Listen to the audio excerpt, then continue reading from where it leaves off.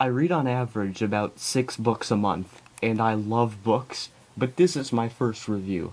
I've never been inspired to write a review the way I am with these books. My daughter is in kindergarten, and I was so excited she was starting to read. We ran out to get chapter books, and I picked up the first 4 of this series because I thought it would be great for her to relate to a character finally, after reading things like Dr. Seuss and books about elephants and tutus her whole life. We got through the first 2 chapters of this book, and I couldn't believe what I was reading to my daughter. I could have handled a little bit of attitude, but holy cow, the main character is a brat in every sense of the word. I loved Ramona Quimby growing up, and she had plenty of adventures and gave her mom a hard time, but she certainly didn't call everything dumb and stupid. Wait, you, loved Ramona Quimby as a child? We're reading an Amazon review of this book, and also the person wrote Dr. Sweats in the review. Well, it certainly sounds like a horrible book, whatever it may be. Let me guess. Wait, they were talking about this book? Junie B. Jones. Truth is, I remember reading some of these stories when I was little and enjoying it. It seems like my parents were totally okay with it because they would continue getting me books from the series. Sometimes they would even read the books to me. Now, because of the main character's sassy attitude, I think I can tell why parents would be upset over their children reading something like this. But first I have a question. If you don't want your kids hearing about words like dumb and stupid, then why would you look into a series where the very first book has the word stupid in the title? The only way they might have not realized this was if they bought the box set, which doesn't really mention that it uses those words. But come on, parents, do your research. Do you actually want to take a look inside?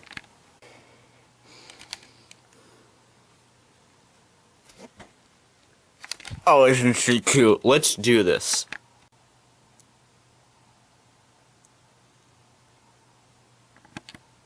My name is Junie B. Jones. The B stands for Beatrice. Except I don't like Beatrice, I just like B, and that's all.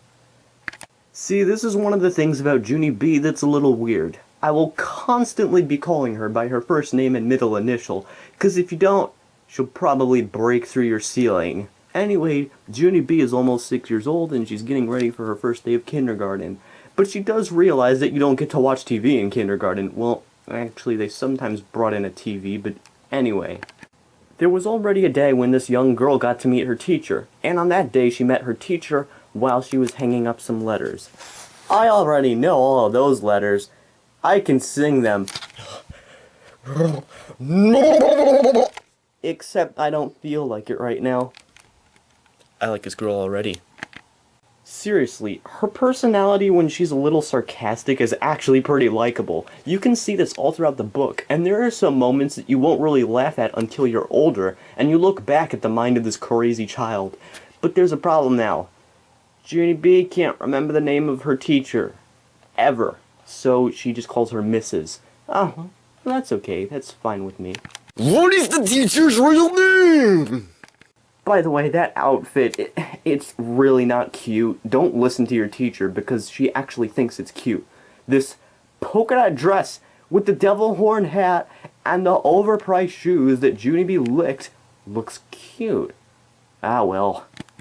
Now picture yourself as a kid new to some school who doesn't even get why people roll their eyes. Didn't you always hate it when 2 adults were talking about something you didn't even know about and then they would just keep ignoring you? That's exactly what happens here.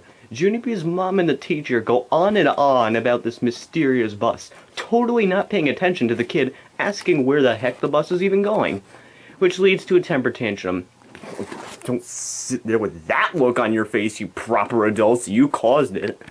So Junie B finally figures out the point of her school bus ride, but she's very nervous about it the last week before school, especially the morning she goes there. Luckily she's got a nice outfit to back her up, and she also eats half a tuna sandwich before going there. I'm sure you'll impress the guys with breath that smells like that, Junie B. The bus wasn't like my daddy's car at all. It was very big inside, and the seats didn't have any cloth on them. Yeah, that's the tough life of school for you. Seriously, why are there no seatbelts in school buses? Either way, the young girl finally finds a seat, and then a boy enters who's upset about having to leave for school. His name is Jim, and he finds a seat right next to Junie B, who, by the way, has no sense of personal space because she starts touching all his zippers and counting each and every one of them. Bad idea, Junie B. You should have known the boy has anger issues and now he's just yelling at you, zipping it back up and moving to another seat. After that is your typical bus ride. Loud kids, hot weather, windows without handles so you can't roll them down, strong smells, the list goes on. You might think it's over when the bus finally arrives, but come on people, how do kids act when it's time for the next part of their school day?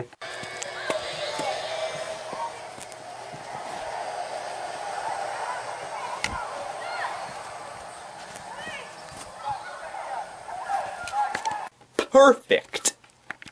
No one cares about anyone who's in the way, which is why Junie B ends up with a footprint on her skirt. This picture right here is actually brilliant when it comes to showing what happens. I would totally make Junie B's face if I saw someone that ugly. Luckily, the bus driver finally pays attention to what's going on. Hey, hey, hey, he says as he carries her off of the bus. Then Junie B makes it to class at last. She gets to 9th room, where it turns out Jim is one of her classmates. After the rest of the class goes dashing into the room and picks their seats almost immediately, Junie B has no choice but to sit in the yellow bus-colored seat. Oh god, here comes the schoolwork. The first assignment for the class is to write their name in crayon on a white paper circle. Our main character says she prints beautifully, but because her first name is written so large, she has to squeeze the almighty B down at the bottom. Of course, someone else sitting next to her... Just look at that face. It's like eating sour grapes. She writes her name faster and far better. Lucille. That spells Lucille. I don't have to hate this stupid dumb circle because my aunt got me this dress at JCPenney's for $5,000. Oh, but don't worry, she still had $10,000 left over for the mile-wide laser tag course in the basement, right after setting up the slot machines in our laundry room. The next thing the teacher does is take them on a school tour, once everyone finds a partner. First they stop at the library, and since Junie B is narrating this book, she says that books are her favorite thing in the world. And then she starts yelling. Anyone notice she's a bit explosive? And also stewed tomatoes. Later they tour the cafeteria, as well as the nurse's office, and Junie B becomes closer friends with Lucille. After stopping in the principal's office and some other hallways, Junie B tries to take a decent drink of water, but of course no one is patient. Does anyone else think we deserve more of a chance in school when it comes to drinking water? So then Lucille begins some crazy lie about how Junie B shouldn't ride the bus home, or else the children on it will cover her face with chocolate milk. Believe it or not, she manages to hide, so after school, every student in the school leaves except her. Even her teacher leaves after a while to go look for Junie B. Little do they know, she's right there in the supply closet. While she's hiding, I kid you not, she makes up a story about literally everything that just happened in the story I'm looking at right now. Once upon a time, there was a little hiding girl. She was in a secret spot where nobody could find her, except her head was very tight and her brain was squishing out. But she still couldn't come out of her spot, or a smelly yellow monster would get her, and also some meanies with chocolate milk. The end. Brilliant. So once Junie B takes a nap, she finds out by the time she wakes up that all the buses and cars in the parking lot have finally left. Now the fun for her begins.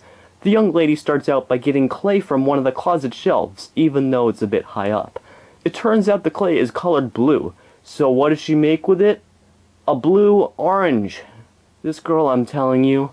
Junie B later decides to discover more of what school is like behind the scenes. She investigates her teacher's desk and finds many different supplies the teacher has planned for the year.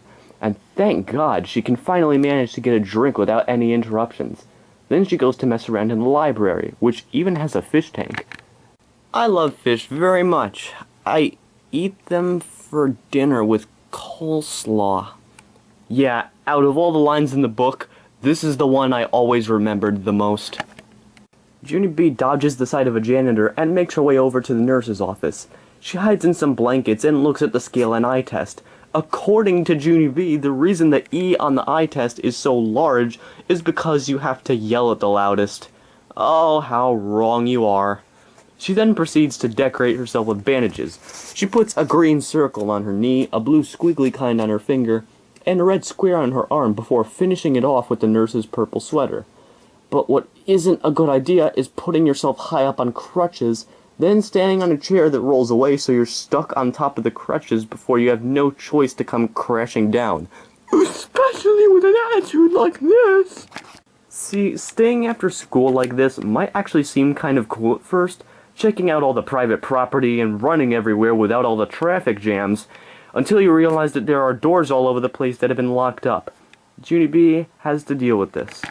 Then I started jiggling up and down, 'cause I was having a little bit of a problem, that's why. The kind of problem that's called personal. And it's all about going to the potty. Well, she runs over there before we know it. It appears to be locked, but this 5-year-old girl thinks she can somehow, get this, break it open by hanging her entire body onto the door handle. She even brags that she weighs 37 pounds. Whoa! It doesn't work, and now she's about to leak all over her velvet skirt. Her mother probably should have spent more time telling her about when to call 911, because that's exactly what Junie B does next. It goes about as well as you'd expect. Junie B runs outside to check for a bathroom and finds out that there are police cars all over the place, thanks to her phone call. The school janitor is one of the people to catch up to her, and he ends up unlocking the bathroom door for her once he realizes what the problem is. After that, the principal and Junie B's mother show up very frustrated with all the commotion the child caused. She gives the purple sweater back to a nurse and gets ratted out for not only hiding in the school for so many hours, but also calling the police over having to use the bathroom. As usual, everyone here looks creepy as heck.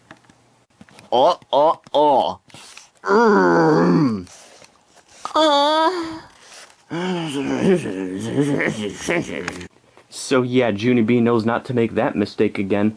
On the car ride back home, she tells her mother about the people on the bus that might cover her head in chocolate milk. Her mother says it definitely won't happen, and she'll feel a lot less nervous about riding the bus if she has a friend to ride with. It turns out they both know about a new student named Grace. Junie B knows about her because she learned her name in school today, and now they'll probably start sitting next to each other on the bus. It seems as though kindergarten won't be so nerve-wracking from here on out. Overall, if your child knows not to do the things that the main character in this story does, and he or she is trustworthy, these books could be very entertaining for them. Even if you're older, it's worth a look back just to catch the silly things Junie B says that you didn't even realize before. If your child is still learning manners, however, it probably wouldn't be a very good idea to read them this book. Even so, the Junie B. Jones series ended up being pretty dang successful. Many books later, she eventually makes it to first grade, and... Oh God, what even is that? Instead of Jim, Junie B gets stuck with a pathetic female bully named May. Barbara Park, the author of this series, sadly ended up dying, but her works of stories will always be remembered. I am Lightning Manectric, and I'll end this review by reading some more hopeless reviews by other parents. Get a laugh, and enjoy. What a waste of paper. This has got to be the worst series I have ever read. My children never use such poor grammar, even when first learning to talk. So wait, does that mean they had better grammar at 4 months of age? Anyway, Junie is a rude, obnoxious, disrespectful little brat. Definitely not a character I want my children reading about. What this author is thinking, I can't imagine, but I know I won't be supporting her by buying any of her trash. Also, you forgot the B. While my son loved it, it was mostly because stupid and hate were used many times. Happy face. I opted to change those most of the time. Funny and scary book to a mom. The rating was from my son. It's a 5-star review. Scared my daughter to tears. My daughter has been so excited about starting kindergarten and riding the bus. I thought this book, written from the perspective of a kindergartner, might be a fun read for us. Boy, was I wrong! 3 exclamation points. Now my daughter's awake and crying at night because she's scared to take the bus. Apparently, you didn't read the ending. This book is supper. I love this book because Junie B, that's an uncapitalized B, is very funny. I read this book per 2 days. She don't want to go on the bus because there smell something. She have her 2 bestest friends, Grace and Lucille. I recommend it to buy this book. I love Junie B. Jones, but this was the best Junie B. Jones ever. Pull Us, it's funner than Junie B. Jones and That Many Jim's Birthday. I wish I were a mix of Junie B. Jones and Scooby-Doo. It's the best book ever, ever, ever, ever in the whole wide world ever. Grandson loved it. Retarded as crazy. This book is retarded and it teaches horrible grammar to kids. Edit out horrible spelling and stop ruining kids' grammar skills. There are no periods. It's in all caps. I don't think you should read this book because you might enjoy it too much. Then you'll get addicted. You shouldn't get addicted to reading because if you read instead of play outside, your tummy will get plumpsury and you will get fatty. Then when you try to exercise, your tummy will wobble around. I'm a 5-year-old who has reading because your tummy will get plumpsury. And a girl called Millie is in my class and she reads, so her tummy is plumpsury. So when I set her, I kick her belly to tell her not to read, so you should not read much, otherwise your tummy will get plumpsury. Cheese, peanut butter, ham, George Washington, Abraham Lincoln. Great book. I like cereal and cheese and yummy stuff. Yay, cereal. No offense to any of the people who wrote those reviews, you tried.